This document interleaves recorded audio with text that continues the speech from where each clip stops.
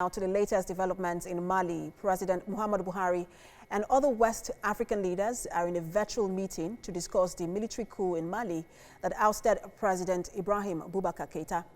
President Ibrahim Boubacar Keïta on Tuesday resigned and dissolved parliament after mutineers detained him at gunpoint, further rocking a country that is in the grip of a jihadist insurgency and civil unrest.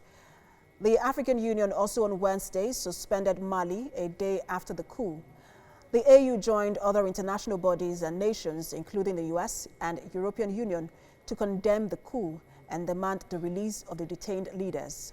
We'll bring you details in our subsequent bulletin. I have joining me an African Affairs analyst, Alista Shoyode. Good to have you join us, Alista Shoyode. Now, we understand that leaders in West Africa are now in a meeting to take maybe some decisions on the coup in Mali. But do you think that during the mediation process between Ecowas and leaders in Mali, that the West African leaders listened to the cry of the people in that country? Well, thank you very much for having me. It is a sad day over in Mali, but nevertheless, as the mutineer soldiers have indicated, they were there to prevent further chaos in that country. Now, of course, the African Union and Ecowas are surely going to have a meeting and to discuss this issue to do with the Mali coup.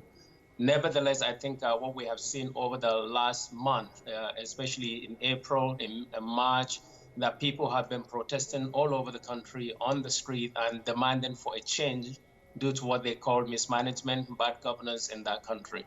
So somehow, as much as the coup is a bad thing on the African continent as a whole, the soldiers have got a little way of joining to say this is the reason why they are there. And of course, we have seen the international community demanding and asking them to go back to the barracks. But we saw some level of joy and celebration on the street from some anti-government protesters over the coup in Mali.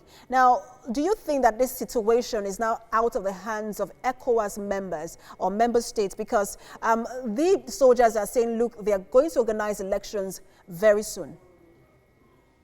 Well, definitely there's no doubt that the people of Mali are deciding their future.